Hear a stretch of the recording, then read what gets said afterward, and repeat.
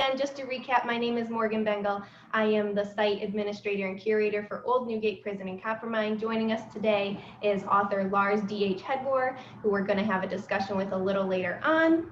First, we thought we would start with a mine tour to ground everybody in the context of this history.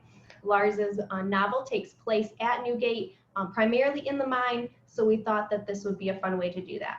As I said earlier, we wanted to have this program at Newgate, but could not due to COVID-19, so this is our next best thing. And you all get to enjoy the mine from the comfort of your own home and not be wet or cold, which is always a bit of a setback. So I'm gonna launch us in there and continue talking about my favorite topic, Newgate.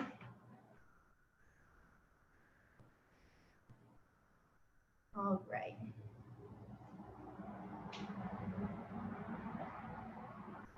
So I hope you guys can still see my screen. I just want to make sure so I don't keep going.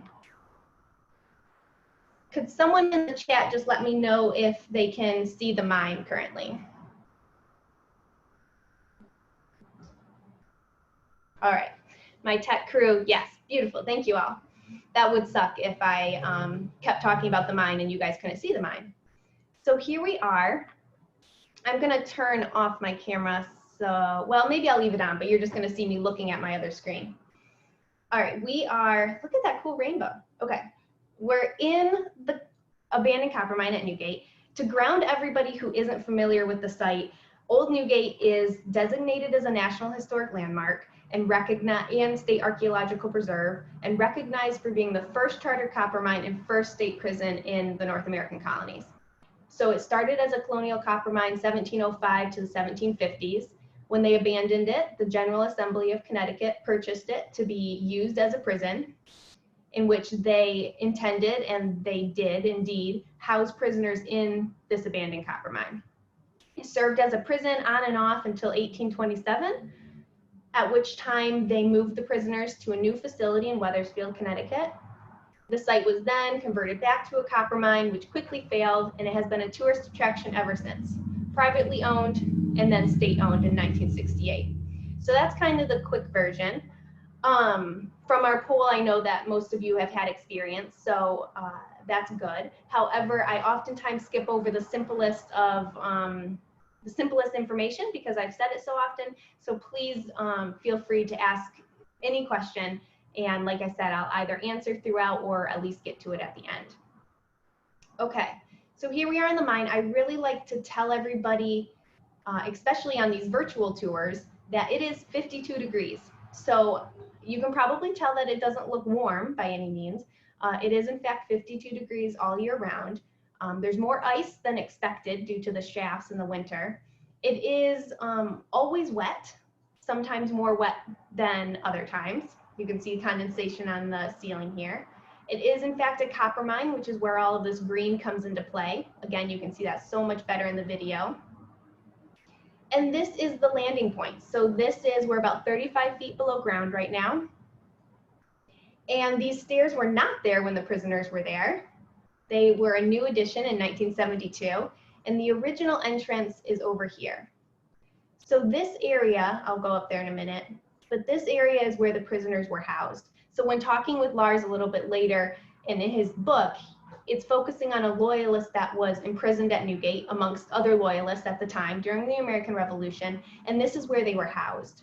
So they had bunk beds of some sort, anything with a roof to keep the wet off of them, and this was the main area. So this is where 80% of the book takes place, and where we like to focus. At the time, I'm sure this rubble wasn't there, these rocks. My theory is that when the stairs were put in, they just pushed everything else into the mine, but I could be mistaken. However, we do know that it was more clear at the time that the prisoners were living here. The way they got down here was by using this shaft. And our virtual tour doesn't let us see above, but if you can imagine, that goes 35 feet up, and there was a ladder. So also in the mine, the novel, it also includes the largest Loyalist escape, which was about 28 prisoners escaping, and this is the shaft that they managed to do that from. the records show that a woman was being let down to visit her husband, and the prisoners took advantage and surged up into the guardhouse, which is directly above this ore shaft. So we don't let visitors go down the ladder anymore, but if you visited the site before 1972, you probably went down that ladder. All right, so that's the original entrance, again, about 35 feet. And we're going to head down deeper into the mine. So this is, I mean, we could talk about this area all day because this is where 90% of the prisoners spent their time and what have you, but we're gonna go deeper because who doesn't want to see everything they can see? All right, at this point, I tell you to duck your heads. So if you wanna echo that and pretend, go ahead. And then right here to our left is the well. Again, a little hard to see with the video because you can't see up. However, we love this video, and I want to thank our friends at Capture Visual Marketing in Simsbury for it. It's been invaluable during COVID. So this is the well. It would have been deeper. It's been filled in. What I like to mention here in terms of the prisoners is that this would have been their only source of sunlight. So that shaft I showed you earlier was covered by the guardhouse. And so this one, and then there's a second shaft I'll show you, which was also blocked off during the prisoners' time, but this one went to the sky and would have been their only source of sunlight. They were usually not permitted candles or any sort of lighting, although we can assume they snuck some down. And that probably varied during different times. So when I bring students down into the mine, the staff and myself love to talk about the senses because it's just such a, you know, it's an experience, and you too, even though you're at home, can think about, you know, 52 degrees wet and dark, right? So that being the only source of sunlight, we have it fairly well lit, but that wouldn't have been the case at the time. So we're gonna continue on. We're now heading into an area that we refer to as solitary confinement. And that's in this little alcove here. This oftentimes floods. So right now it's dry because we're getting into the dry months. It was dry at the time of this video, but it's usually fairly flooded. And this is where prisoners would have been put if they were misbehaving in prison. So if they attempted escape or were, you know, just needed to be punished according to the guards, this is where they would have put them, is our understanding. So we have here where they would have been chained, and there's also a basin of water that we assume was chiseled out by the prisoners. There's also a pair of initials over here with a WD, and we're not too sure who that could be, although we have some guesses. So this is solitary, and we really use this area to talk about just how awful this would have been. It's a little bit hard to picture it over where all the rocks are in the housing because it's hard to imagine people living there. But this is a bit more plain. You can see where they would have been chained and where they would have been seated. And so it's a bit more humbling per se. This is also a great echo chamber, although it's hard to have a group of school kids in there talking all at once. All right, and so back out we go where we came. And we're going to continue heading down the mine. So something we also mention, although it's not, we don't have great records of it, is the fact that this is a colonial mine. And so we like to discuss how it got its form, and that was because they were following the vein of copper, which I'll show you when we get further down here. You can see rock on both sides, and this is slanting pretty far down. During the wet seasons, there's continually water running down here. That's a drainage tunnel to our left. And now we're, again, ducking, so everyone can duck down the 4-foot tunnel. And this is directly under Newgate Road for any locals. This is also a great example of the drill marks that were either hand done or machine done, depending on the time period for the blasting, to put blasting powder. So here's some more great drill marks. Again, something you can't see in real life because this tunnel is very dark. So here we go, and we are now at the deepest point in the copper mine. So prisoners primarily did not spend time in this location. This is a great way to talk about the Colonial Miners. You can see all of the beautiful green. So they were clearly, felt like they hit the jackpot at this point. They were following the vein of copper. They hit the water table. We're at 75 feet. The water table is 75, 80 feet. And so they dug another drainage tunnel. I'll try to show you down here. So that's a drainage tunnel. And they also dug a second ore shaft. And that ore shaft was used to haul up all of this valuable copper that they found so that it could be smelted and processed above ground. Great, so I'm seeing Maureen asking how many prisoners lived there. Great question. There were probably my best guess, looking at the records and how many were there at a time, 40 to 60 max in the mine. At one point, Newgate, in the later years, 1820s, had a max of 125 prisoners. But when they reached that many, they started building separate cell blocks to house them. So when there were prisoners totally housed in the mine, probably, you know, a few if in the beginning years, and then upwards of 40, 60 living down here at once. So when thinking about your senses and what it sounded like, so, you know, we can imagine what it felt like a little bit, what it sounded like, it's very echoey. And can you imagine being down there with, you know, 60 other men? And then it's also very wet and drippy. So these are just some things to think about. But great question. All right, we also have some initials, another WD to the best of our knowledge, on here on the wall. So although we don't know who did it, could have been a man who was imprisoned or a miner even. So that's, you know. But we do know that they spent some time down here, the imprisoned men, because this shaft is where the first prisoner, John Hinton, managed to escape. So this is 75 feet. It is very long. And the first prisoner, this was not blocked off. And so he managed to escape. Rumor has it someone came and let down a rope to assist him. It was before they really had a lot of guards. All right.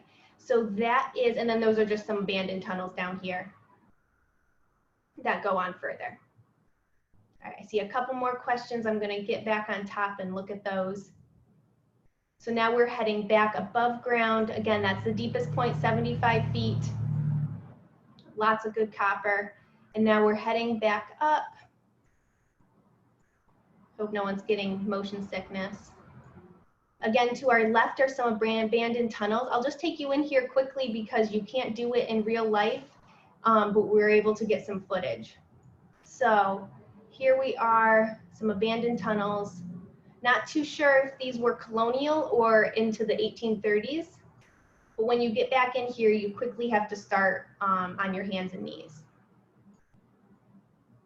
So there you go. Sneak peek. Don't tell my boss I took you off the path. Okay, so now we are back at the beginning. To our right is that area I showed you where the prisoners were housed in rudimentary housing. And we'll go back up to the original entrance. So while I'm in the mine, I'll look at those questions really quick and then we'll get out of there and start our bigger discussion. All right, so Alice is asking, are there any records of how much copper was mined here? That's a really good question. I've definitely tried to dig into that a bit. They do give rough estimates. I'm not gonna attempt to tell you right now, just because it's a little, how they measure it is a little weird. I will tell you that Jonathan Belcher, who is the governor of Massachusetts and Rhode Island, I believe, owned a portion of the mine, we believe to be this portion of the mine, and he continually complains that his workers, his miners, are robbing him. That being said, he did not have anyone on site overseeing them, and he paid them up front. So he didn't manage his property very well. And that being said, even if we did have record, we can assume that it might not be as, you know, as well recorded as we would like. But it's definitely a good question and something that we're looking into. The mining years are a little hairy at this time.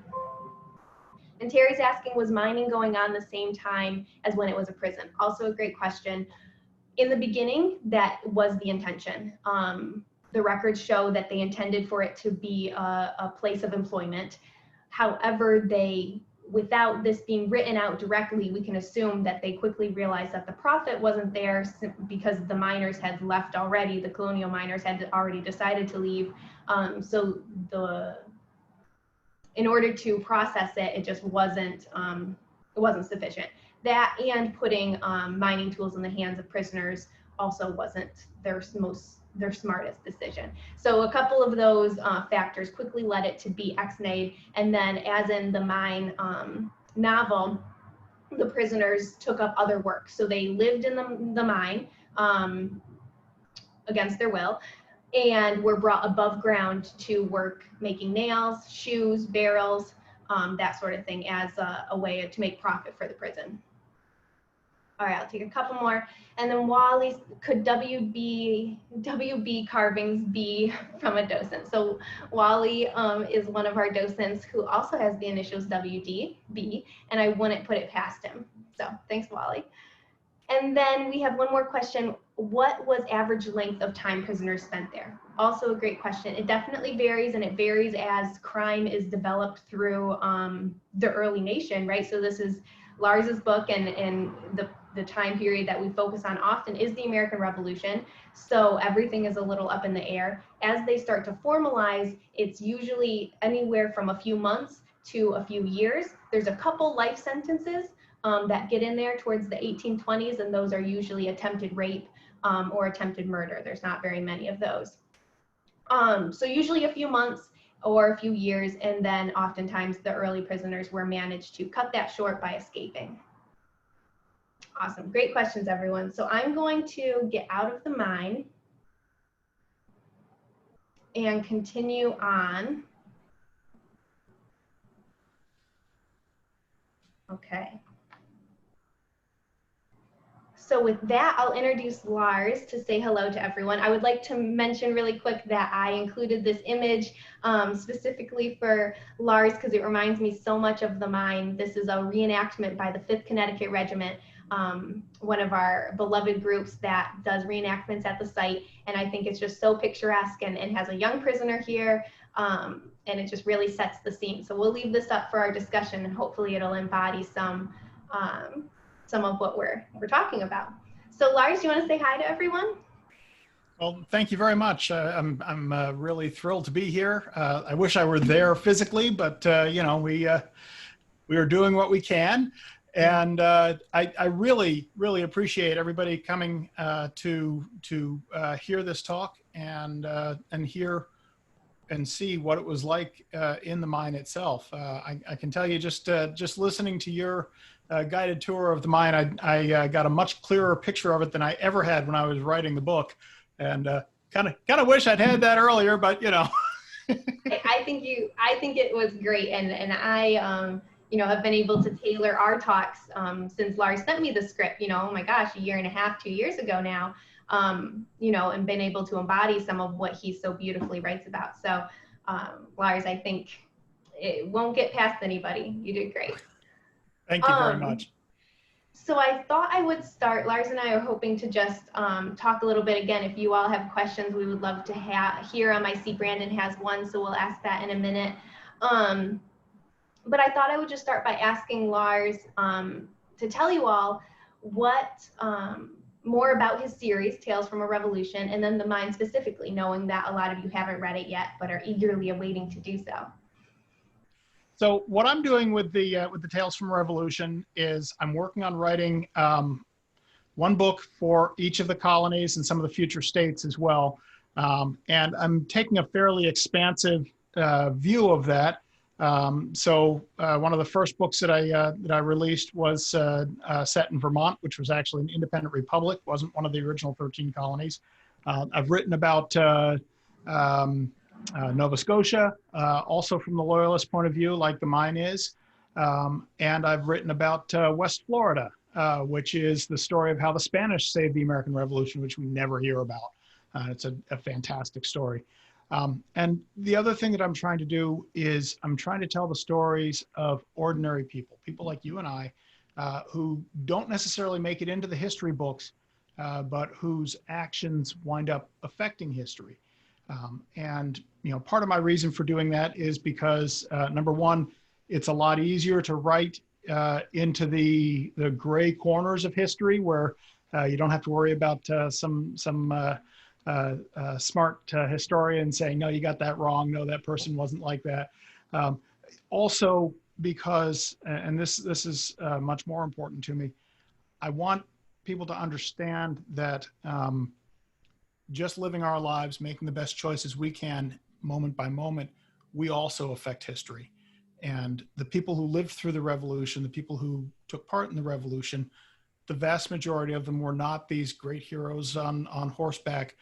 They were ordinary people like you and I, making the best they could of difficult situations.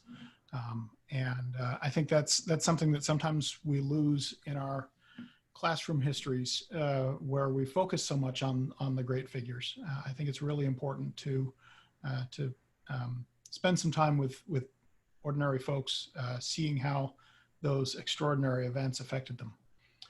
Yeah, beautiful. You know.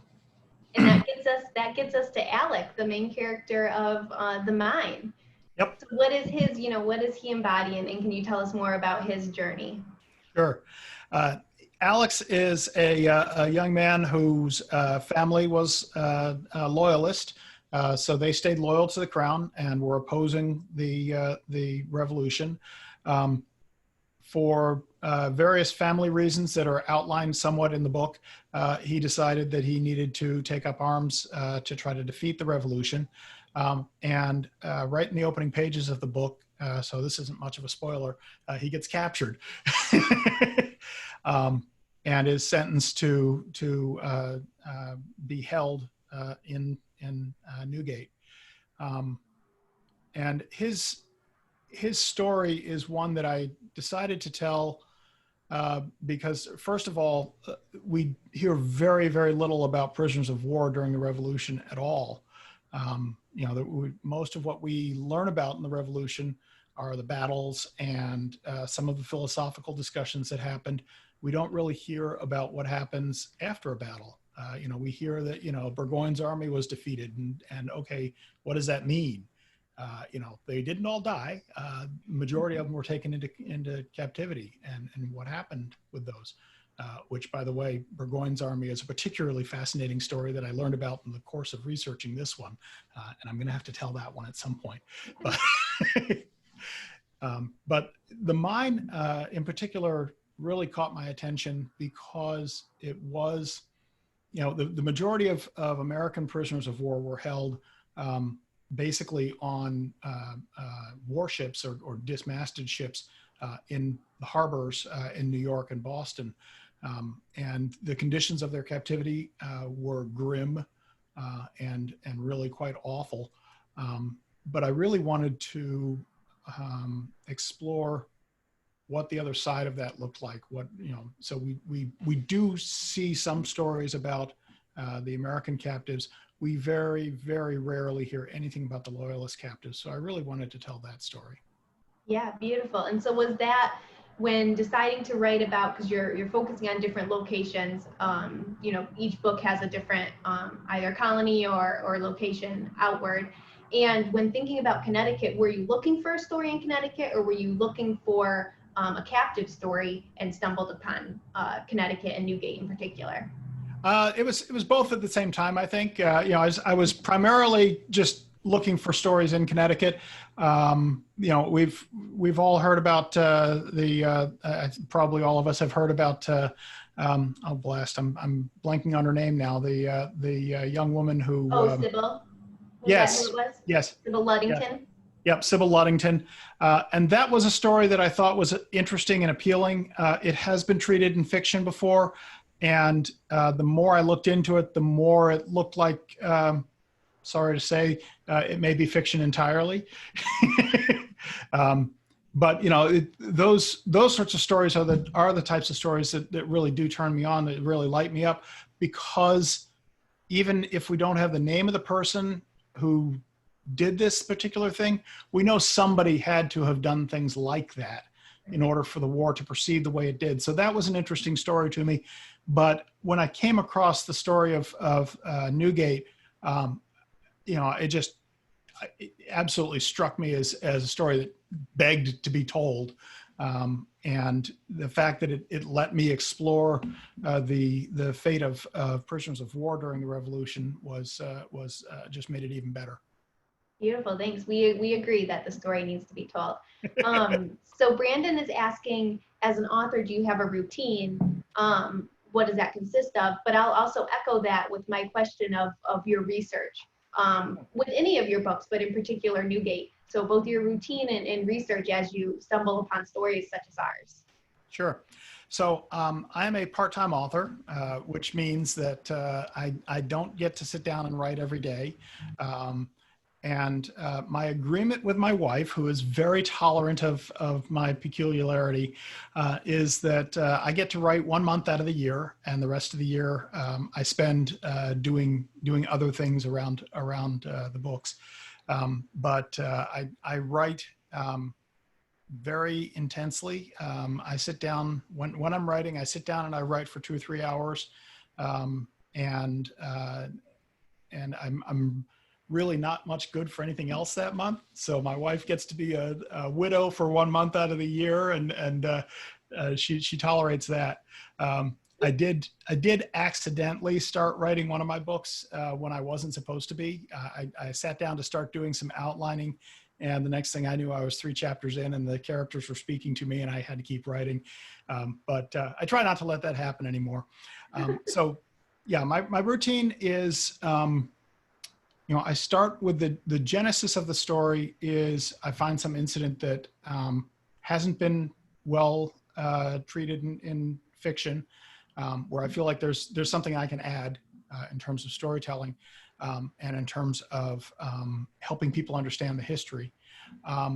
And once I've found that, then I really immerse myself in the research on it. So as soon as I found a mention of Newgate, I read everything I could lay my hands on about it, including some articles that you've written, Morgan, that were fantastic and very helpful.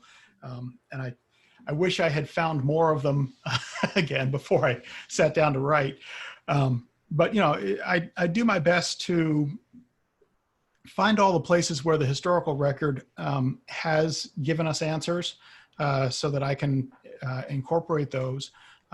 And then also, keeping an eye out for the places where the historical record is silent, or where there are gaps, because those are the places where I have an opportunity to tell a story. Yeah, beautiful. Thank you. Yep. So Rick is asking if Tories were kept in the prison, was it just in the mines? So that's a great point that is also, highlighted in the book, which is that at that time of the prison years, it was just the mine that was doing the housing. It was just the mine in which the imprisoned men were housed. And so during the American Revolution, that was the case. And so the Tories, the Loyalists, were imprisoned with other common criminals. Lars, do you want to speak to that at all? Because that's definitely a theme in your book. Yeah, well, I mean, the mines, as far as I understood it, and the way I depicted it in the story, were that the majority of the people who were housed there were Tories who'd been captured. There were a few common criminals, and I imagined that there was probably some tension between those groups, because the Tories regarded themselves as we're loyal subjects of the king, and you're just a common criminal. So I think there had to have been some tension there. And then, of course, some of the criminals may very well have been patriots themselves, and so they may have had opinions about the Tories. So yeah, I feel like that was a potential for some tension down in the mine, and that plays out a little bit in the book. And then it looks like Brandon wanted to know if I had any advice for aspiring authors. And I think the one thing, I've had teachers who have tried to tell me that there is one true way, one right way to write a book, and I think that's completely wrong. I think that every author has to find their own approach, their own pattern, their own what works for them. I can tell you what works for me, but that's not likely to be exactly what works for you. For me, what has worked is having the discipline of sitting down every night for a month and writing a certain number of words. And I participate in a thing called the National Novel Writing Month, which is the month of November. Every day for 30 days, you sit down, you write at least 1,666 words. At the end of the month, you have 50,000 words. And please note that what they are talking about here are just words. It's not finely crafted prose. It's not perfectly polished. It's not, ready to publish. It's 50,000 words, because you can always edit 50,000 words of garbage. You can't edit a flat, an blank page.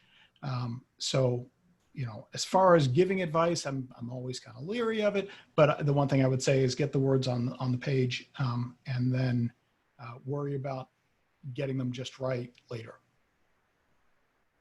Yeah.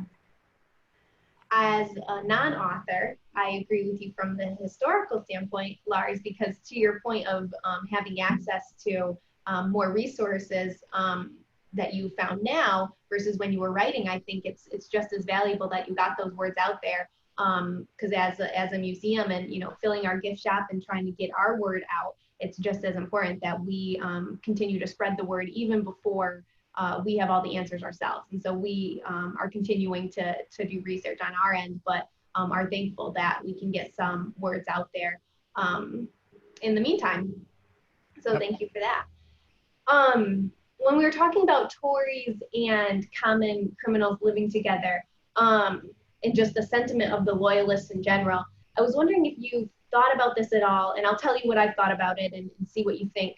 So when I think about the Large Escape, which is the ending of your book without any spoilers, it is the historical record of this Large Escape, and it takes place with primarily Loyalists, probably a few common criminals thrown in there.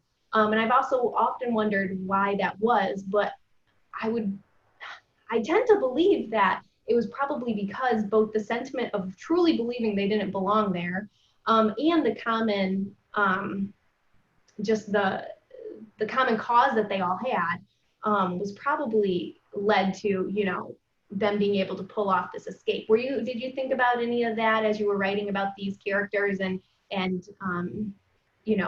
Thomas calling them to arms at one point or anything along those lines?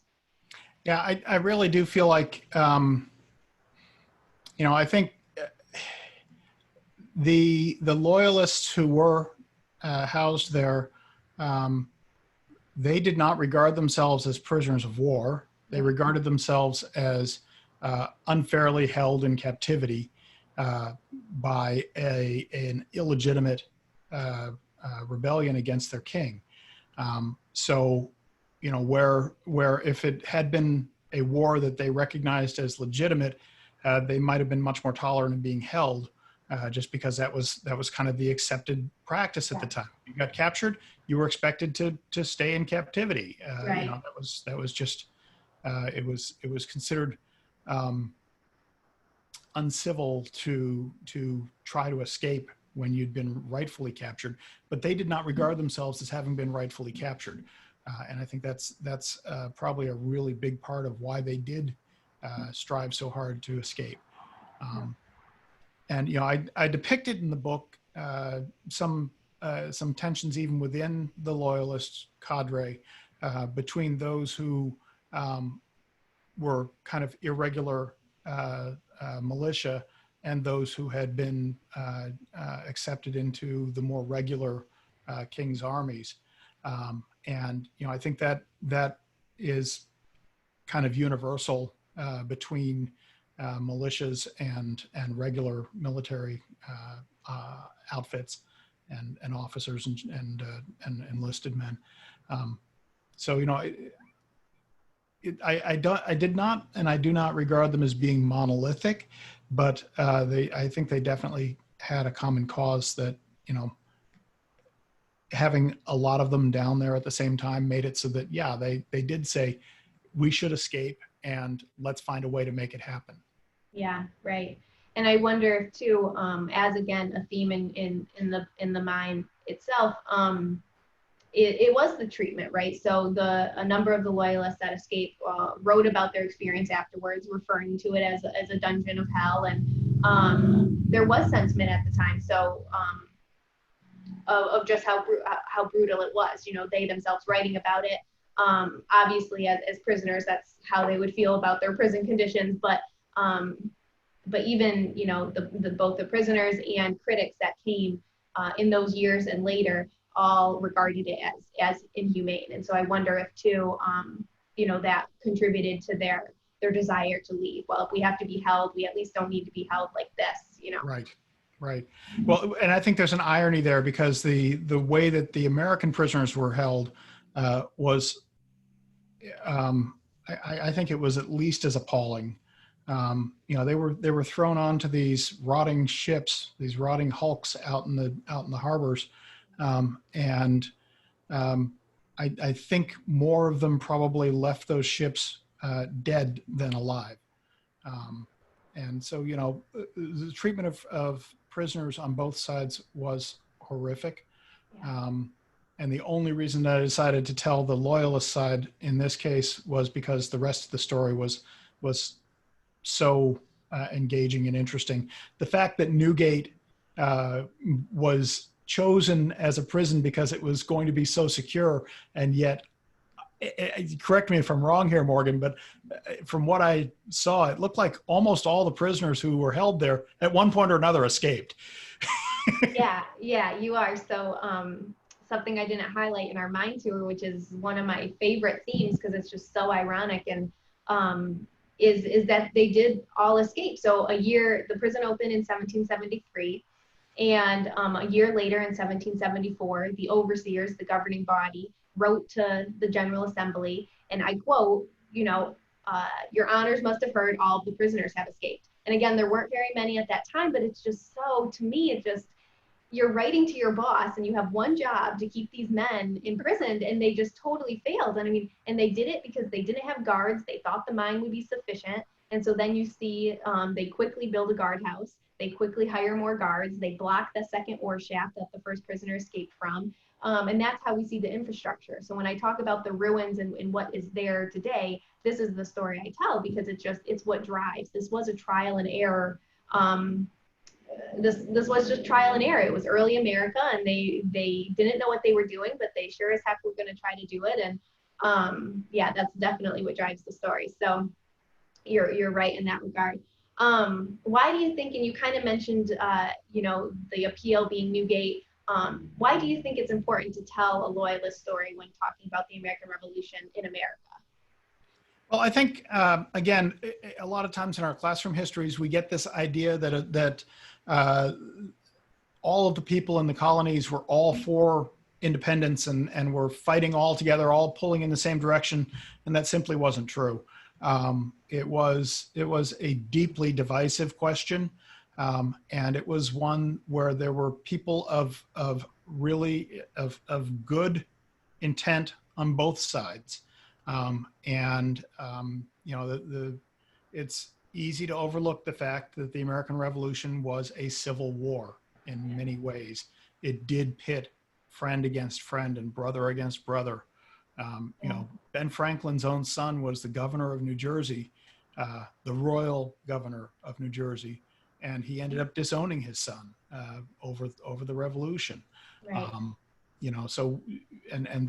That same sort of dynamic played out over and over and over again.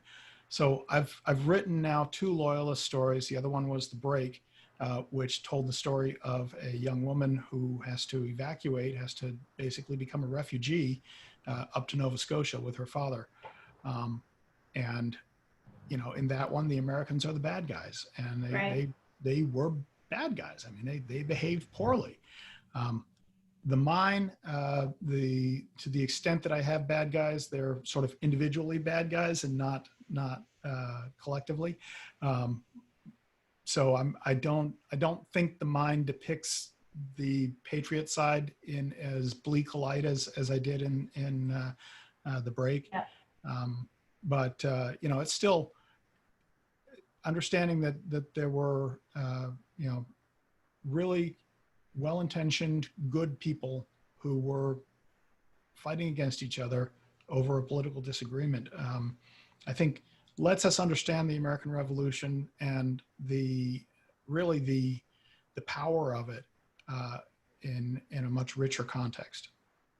Yeah, that's you and I have, you know, discussed this offline previously, but it's really interesting that, you know, you paint this picture and it's primarily, I mean, it's all at Newgate until, you know, the end chapters, and with no real discussion of the rest of the war, right? And that's what it would have been like. They would have been here. We have records that show when that the prisoners, the first thing asked of them when they got down was, what's the status of the war?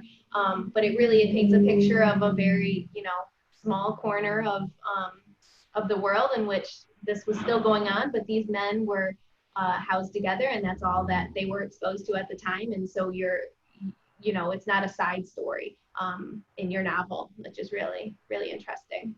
Yeah, well, I try to take, when I'm writing my novels, I try to take the point of view of my characters, and for them, it was their world was very constrained. You know, if they got news from the outside, it might have been through letters that they received, if they were permitted letters, and I made that assumption in writing my book, that they would be permitted letters and occasionally even visitors. But yeah, I mean, they didn't have the ongoing news of the war other than by new prisoners arriving, as you said. Right, great. Thank you. So I have a history question here, and then just as we're wrapping up, to urge anyone else who has questions, either for myself, Lars, or both of us, would love to get those in. So I'm just going to answer Joanna's question here about information on the Higley copper coins, otherwise known as the Granby Cooper. Yeah, so the Higley copper coins, and I'm not sure if Lars is aware of these either. These were in the colonial years. It was a mine very close to Newgate, just down the road a bit. And there was a Dr. Higley who mined this copper and supposedly smelted it on site and minted the not legal first coin of America. So, you know, legend has it. And although they weren't recognized by the British, so here goes our American Revolution again, they weren't recognized as official coinage, they were circulated as such. So therefore, you know, they did have some value to them.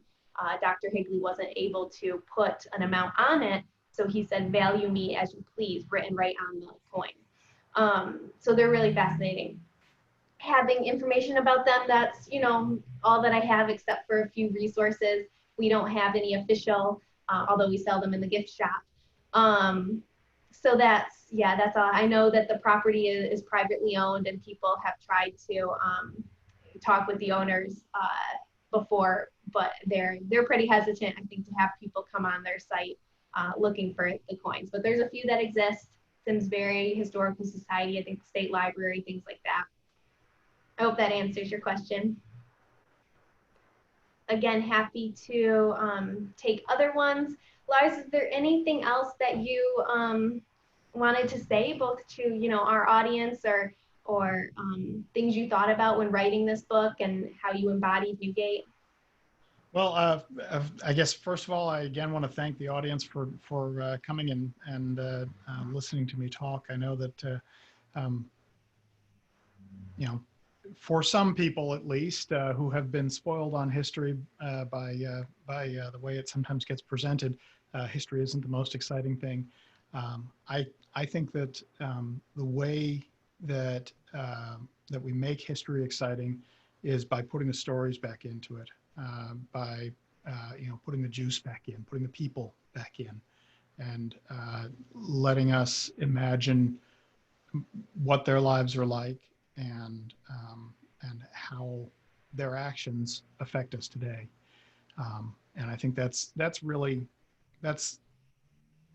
at the core of what I try to do with my books, with my stories. So I do hope that everybody who's on this enjoys reading The Mine. If if you prefer paperback, I can't give you those for free, but you can get those from me. If you want them signed, I can sign them for you. Or you can, of course, order them on Amazon or wherever you like. They're available there in paperback. You know, the whole series, I think each one of them does tell a different story. So you can drop in any place you like on them. They're not sequential. You know, I have had a wonderful time writing them, and I have loved hearing from readers who have found things in them that I didn't even know I put in. So I really look forward to hearing from all of you about what you think of mine. And if you do join my mailing list, as Morgan said, I mail out about once a month, and I include you know, whatever's new with my books, as well as what happened in that month in the American Revolution. Sometimes I'll throw in a recipe from the period or you know, something else. I've threatened to write about my cuckoo clocks, but I haven't gotten a whole lot of interest in those. And then if you do join the newsletter, you do get a copy in ebook of the Declaration, which is my South Carolina novel. Beautiful. Thank you again, Lars. I'm going to answer this one last question and then we'll sign off. Someone's asked to talk about the food at Newgate, which again is prevalent in the discussions. Lars, you are excited. Did you want to say anything about that, or what you stumbled upon when you were writing? You know, I didn't get a whole lot of good information. I've seen some things, I think actually you posted about it fairly recently, that theoretically there was a certain amount of beef and pork and bread and so forth. Whether or not that actually reached the prisoners, you know, it's hard to know. Yeah, exactly. So we did just make a couple posts about it if you follow us on Facebook or Instagram. But yeah, the overseer's report lay out, you know, this much beef and peas and bread and, you know, Indian porridge. That being said, archaeologists have done work on the site, and the bone remains that they found showed they were most likely starving from what they could see. So everything was stripped of the bone, including the marrow, which is evidence similar to that of the Donner Party and some other starvation cases. So prisoners wrote about starving. Again, not sure, one in particular who's a little eccentric, one prisoner. So they weren't too sure how adequate that was until they found the archaeological evidence to suggest similarly. So when thinking about this experience and these loyalists that were there, not only were they housed underground, probably underfed, and didn't think they needed to be there. So it was just a recipe for disaster right from the get-go. Yeah. Well, and bear in mind too that that even you know, the American Army wasn't being fed very well. So for them to divert food from, you know, their own army to feed to prisoners of the enemy, obviously they're not going to do that. Right, right, and you have to, yeah, and you have to assume that, you know, at this time we have records that even into the 1800s, it was hard to get food and resources to Newgate. It was a rural location similar to how it is today. And so you can only imagine with supply lines down anyways, how difficult that would have been. While he's mentioning bread or flour, the record shows they got a ½ pound of flour. So we're not sure what that refers to, if they cooked it or not. We're not too sure. But again, I want to thank you, Lars, and thank you everyone for participating. We really appreciate it. Wish we could be on site, but Lars is, you know, across the country, and we were able to make this work. So there's some benefits too. Again, my name is Morgan, and follow us on our social media channels, and that's, you know, a really easy way to get future programming information. So thank you all so much. And